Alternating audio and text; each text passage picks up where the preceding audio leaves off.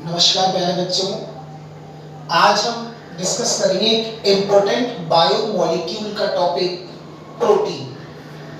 ठीक है, कई बच्चे प्रोटीन के बारे में जानते हैं और मैं आपको उसकी कंप्लीट डिटेल बताऊंगा बेटा, जो आपके एग्जामिनेशन और इवन कंपटीशन के पॉइंट ऑफ व्यू से बहुत इंपॉर्टेंट है। ठीक है, तो समय खराब न करते हुए पढ़ना स्टार्ट करते हैं बेटा। प्रोटीन, जिसको हम पॉलीपेप्टाइड भी कहते हैं, ठीक है बच्चों, पॉलीपेप्टाइड। एनसीईआरटी जो 11वीं की बायोलॉजी बच्चों, उसके अंदर कई जगह पर पॉलीपेप्टाइड शब्द यूज किया गया है प्रोटीन के लिए, और होता भी पॉलीपेप्टाइड ही है। तो सुनो, सबसे पहले बात करते हैं टर्म। तो जो प्रोटीन शब्द दिया था, प्रोटीन टर्म दी थी एक वैज्ञानिक हुए थे बेटा, जिनका नाम था मूल्डर। मूल्डर नामक वैज्ञानिक ने 1838 में प्रोटीन शब्द दिया था। एक सेकंड में मार्कर चेंज कर लो। 1838 में मूल्डर ने बेटा प्रोटीन टर्म दी थी। बहुत इंपॉर्टेंट है, आपको नहीं मिलेगी ये चीज, तो ध्यान से समझ लेना। एक्चुअल में प्रोटीन जो होता है वो हेटेरोपॉलीमर होता है, विषम बहुलक होता है। अब बहुलक का मतलब कई सारी एकलक इकाइयां जुड़ती होंगी बेटा, तो इसके अंदर कई सारी मोनोमर यूनिट जुड़ती हैं, और उन मोनोमर या एकलक इकाइयों को कहते हैं अमीनो एसिड। तो जब कई सारे अमीनो एसिड आपस में जुड़ जाएंगे तो लंबी चेन बन जाएगी। उस लंबी चेन को हम पॉलीपेप्टाइड कहते हैं, या बेटा उसी को हम प्रोटीन के नाम से जानते हैं। अच्छा, अब ये जो प्रोटीन होता है, इसका जो मोनोमर है वो अमीनो एसिड, अमीनो अम्ल होता है। सर, इसको आपने विषम बहुलक क्यों लिखा? क्योंकि बेटा जब अमीनो एसिड जुड़ते जाते तो अमीनो एसिड एक जैसे तो होते नहीं है, कई सारे अमीनो एसिड जुड़ते अलग अलग प्रकार के। एक जैसे अमीनो अम्ल अगर जुड़ते तो इसको समबहुलक कहते हैं, पर अलग अलग अमीनो एसिड के जुड़ने से बनता है, तो इस वजह से इसको विषम बहुलक या हेटेरोपॉलीमर के नाम से भी जानते हैं। अगर मैं बात करूं परसेंटेज इन प्रोटोप्लाज्म, जीव द्रव्य के अंदर इसका परसेंटेज कितना होता है प्रोटीन का, तो 7 से लेकर 14% तक बेटा इसका परसेंटेज पाया जाता है, 7 से 14। अगर मैं किसी भी कोशिका के साइटोप्लाज्म की बात करूं या प्रोटोप्लाज्म जीव द्रव्य की बात करूं, तो सबसे ज्यादा उसमें जल होता है बेटा, वाटर। और वाटर के बाद में दूसरा जो इंपॉर्टेंट जो बेटा उसका पार्ट होता है प्रोटोप्लाज्म का, वो प्रोटीन होता है 7 से 14%। अब प्रश्न ये बनता है कि प्रोटीन जो होती है बेटा, इस प्रोटीन के अंदर कौन कौन से एलिमेंट होते हैं? तो कार्बन, हाइड्रोजन, ऑक्सीजन, नाइट्रोजन, ये बेसिक एलिमेंट होते हैं। Carbon, hydrogen, oxygen, nitrogen. इसके अलावा इसमें सल्फर भी होता है। ये इसके ऊपर मैं सर्कल बना रहा हूं, इंपॉर्टेंट है बेटा। प्रोटीन के अंदर सल्फर होता है, प्रोटीन के अंदर सल्फर मौजूद होता है। इसके अलावा फास्फोरस, फेरस, आयोडीन वगैरह। फेरस आपको पता है, हीमोग्लोबिन भी एक प्रोटीन होता है जो ब्लड में पाया जाता है, उसमें फेरस मौजूद होता है बच्चों। अच्छा, हमने कहा कि प्रोटीन की जो एकलक इकाई होती है अमीनो एसिड, और आप सबको पता भी होगा जब दो अमीनो एसिड आपस में जुड़ते हैं तो उनके बीच में पेप्टाइड बॉन्ड का फॉर्मेशन होता है, पेप्टाइड बॉन्ड का फॉर्मेशन होता है, और इस पेप्टाइड बॉन्ड को ही अमाइड बॉन्ड के नाम से भी जानते हैं। तो वंस अगेन ध्यान रखना, जब दो अमीनो एसिड आपस में जुड़ेंगे तो उनके बीच में पेप्टाइड बॉन्ड या एमाइड बॉन्ड बनता है, ये ध्यान रखना, इसी को एमाइड बॉन्ड भी कहते हैं। अब बात करते हैं अमीनो एसिड। चूंकि बेटा जिससे अपन मकान आपने देखा होगा बनता हुआ, तो मकान में जो कारीगर काम करता है तो ईंटें जोड़ता जाता है। एक दीवार को बनने में वो बहुलक होता है, और उसका एकलक इकाई जो होगी वो ईंट होती, एक एक ईंट जुड़ती जाएगी तब जाकर दीवार बनती है। वैसे इसका मोनोमर हमने कहा अमीनो एसिड। इस अमीनो एसिड को ज्विटर आयन भी कहते हैं। Most most most important, amino acid को ज्विटर आयन भी कहते हैं। अब क्यों कहते हैं? क्योंकि बेटा जब मैं आपको थोड़ी देर बाद इसकी स्ट्रक्चर बताऊंगा तो आप ये देखोगे कि इसकी स्ट्रक्चर में प्लस और माइनस दोनों एक ही स्ट्रक्चर में मौजूद होते हैं। इस वजह से इसको ज्विटर आयन या बाइपोलर, द्विध्रुवीय आयन, बाइपोलर या द्विध्रुवीय आयन कहते हैं। इसको एम्फोटेरिक आयन भी कहते हैं, उभयधर्मी आयन। क्योंकि बेटा अभी मैं जब आपको अमीनो एसिड की स्ट्रक्चर यहां समझाऊंगा तो आप देखोगे अमीनो अम्ल में NH2 समूह पाया जाता है जो कि क्षारीय प्रकृति का होता है, और COOH पाया जाता है जो अम्लीय प्रकृति का होता है। तो अम्लीय और क्षारीय यानी बेसिक और एसिडिक नेचर के जो ग्रुप होते हैं वो एक साथ जुड़े रहते हैं, इस वजह से इसको एम्फोटेरिक आयन या उभयधर्मी आयन के नाम से भी जानते हैं। अब अमीनो एसिड जो है बेटा नेचर के अंदर 200 से 300 अमीनो एसिड प्रेजेंट होते हैं, लेकिन उनमें से सिर्फ 20 अमीनो एसिड ही काम के होते हैं जिनको इसेंशियल या आवश्यक अमीनो अम्ल कहते हैं। यानी प्रकृति के अंदर तो 200 से 300 होते हैं, लेकिन प्रोटीन बनाने में जो मदद करते हैं वो 20 अमीनो एसिड ही करते हैं बेटा। उनको आप इसेंशियल अमीनो एसिड या आवश्यक अमीनो अम्ल बोलोगे तो सर फिर बिना जो नई काम के हैं उनको नॉन इसेंशियल या अनावश्यक अमीनो अम्ल के नाम से जानते हैं।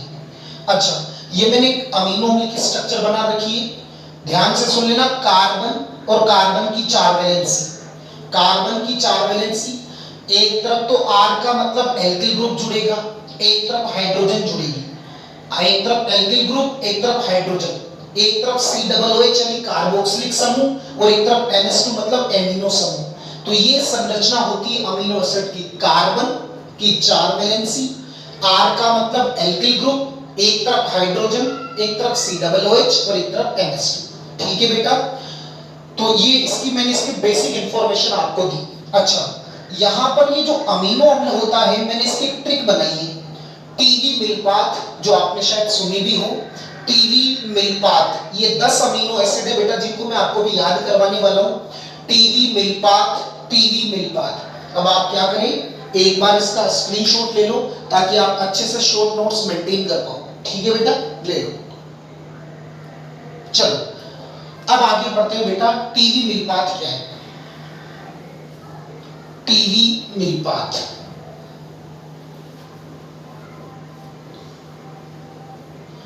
टीवी मिल्पाथ तो सुनो। टी का मतलब ट्रिप्टोफैन, ट्रिप्टोफैन।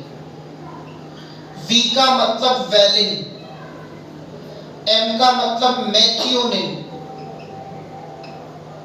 आई का मतलब आइसोल्यूसिन, एल का मतलब ल्यूसिन, एल का मतलब लाइसिन, पी का मतलब फेनिल एलेनिन,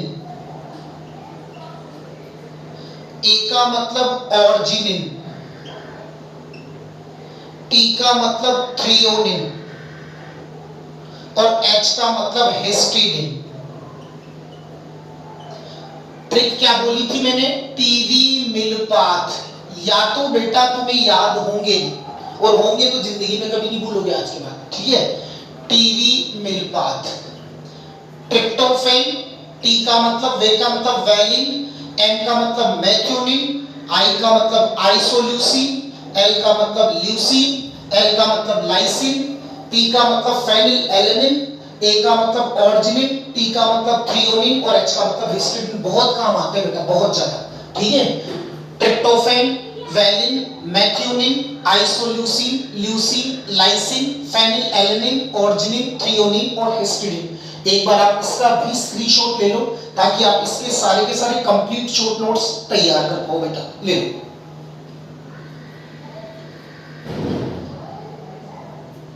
ठीक, चलो अब आगे बढ़ते हैं बेटा। ये जो हमने अमीनो एसिड पढ़े, कुछ आपको मैं फैक्ट बता रहा हूं, उनको आप जरूर याद करना, जो कंपटीशन एग्जाम में बहुत काम आते हैं। जो तुम में से फर्स्ट ग्रेड की, सेकंड ग्रेड की या नीट वगैरह की जो तैयारी कर रहे हो बेटा, वो जरूर इनको की पॉइंट्स को याद रखना। तो मैं एक सिंबल बना रहा हूं, यहां देखना ध्यान से। ये उंगली बना दी, हालांकि हर जगह उंगली करना बेटा अच्छी बात नहीं है, पर फिर भी देख लेना। सबसे पहले बेटा मैंने लिखा सिंपलेस्ट, सिंपलेस्ट अमीनो एसिड। ध्यान रखना, शायद आपको ये पता नहीं है बेटा डेटा, तो समझ लेना। सबसे सिंपल अमीनो एसिड है ग्लाइसिन। संरचना के अगर स्ट्रक्चर के पॉइंट ऑफ व्यू से देखें तो सबसे सिंपल होता है बेटा glycine. Complex amino acid, complex amino acid, और सबसे कॉम्प्लेक्स होता है बेटा स्ट्रक्चर में ट्रिप्टोफैन। ये जो डेटा बता रहा हूं शायद आपने इससे पहले नहीं पढ़ा होगा बेटा, और ये तो पूछ भी रखा है। सिंपलेस्ट अमीनो एसिड होता है ग्लाइसिन, संरचना के पॉइंट ऑफ व्यू से। कॉम्प्लेक्स अमीनो एसिड होता है ट्रिप्टोफैन। अच्छा जी, इसके अलावा जो मैं बता रहा हूं ध्यान रखना, most abundant protein on universe, पूरे संसार में सबसे ज्यादा पाई जाने वाली प्रोटीन कौन सी? क्योंकि प्रोटीन पढ़ा रहा हूं ना बेटा, तो आपको याद होना चाहिए। तो बेटा संसार में सबसे ज्यादा पाई जाने वाली प्रोटीन है रुबिस्को एंजाइम। ध्यान रखना, पौधों के अंदर भी सबसे ज्यादा पाया जाता है ये रुबिस्को एंजाइम, अपने आप में प्रोटीन ही होता है, और पूरे वर्ल्ड वाइड संसार में सबसे ज्यादा पाई जाने वाली प्रोटीन है बेटा। अच्छा, इसके अलावा बेटा most abundant animal protein, plant की तो ये होगी रुबिस्को, एनिमल प्रोटीन, और ये नीट में इससे प्रश्न पूछ रखा है बेटा। मोस्ट अबंडेंट एनिमल प्रोटीन जो होती है वो होता है कोलेजन। इससे प्रश्न पूछ रखा है, 1-2 साल पहले के नीट के पेपर में देख लेना।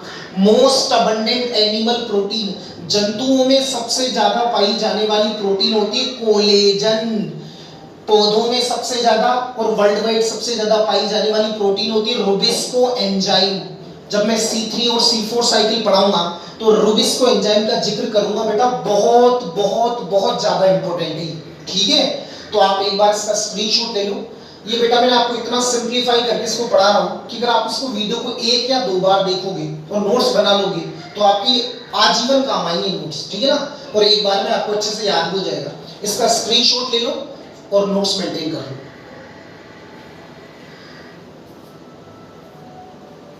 ठीक है।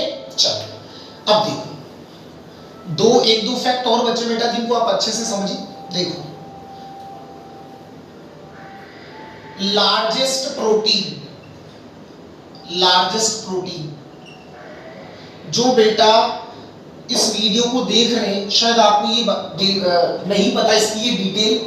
लार्जेस्ट प्रोटीन का आपने कभी नाम नहीं सुना होगा। सबसे लार्जेस्ट प्रोटीन है टाइटिन नाम की प्रोटीन होती है।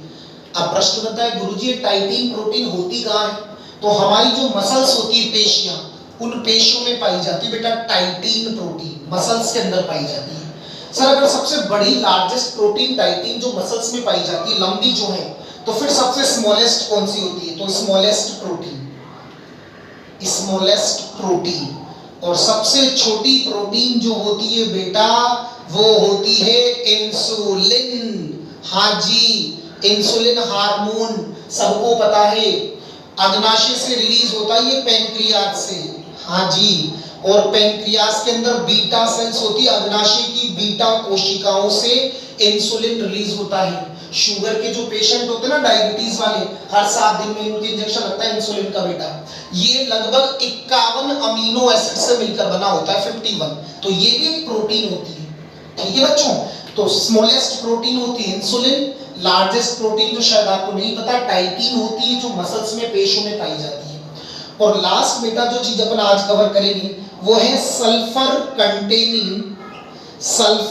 Containing amino acid. ये बहुत बहुत बहुत ज्यादा इंपॉर्टेंट है, मोस्ट लगा रहा हूं मैं। सल्फर ये ग्रेजुएशन वाले जो बीएससी वाले बच्चे उनके भी, और जो नीट वगैरह या जो कंपटीशन में एग्जाम देने वाले हैं उनके लिए बहुत इंपॉर्टेंट है सल्फर। ऑप्शन देगा 4 कि इनमें से कौन सा अमीनो एसिड ऐसा है, अमीनो अम्ल, जो बेटा सल्फर को कंटेन करता है। तो मैं 3 लिख रहा हूं, इनके अलावा चौथा नहीं मिलेगा, ठीक है ना, ध्यान से सुन लेना। पहला मेथियोनिन, इस अमीनो एसिड में भी सल्फर पाया जाता है। दूसरा है बेटा सिस्टीन,